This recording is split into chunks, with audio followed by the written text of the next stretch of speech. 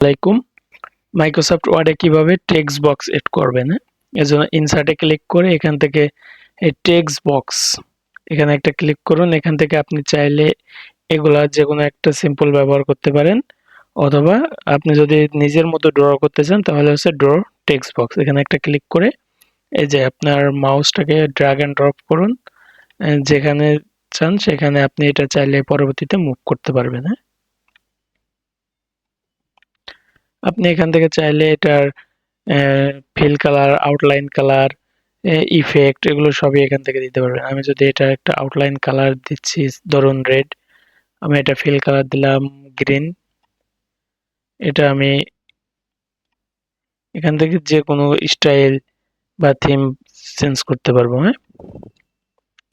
এখান থেকে আমি যদি এই শ্যাডো দেই, শ্যাডো দিলে যে কোনো একটা শ্যাডো দিলাম, এই যে দেখুন চারপাশ দিয়ে শ্যাডো পড়ছে।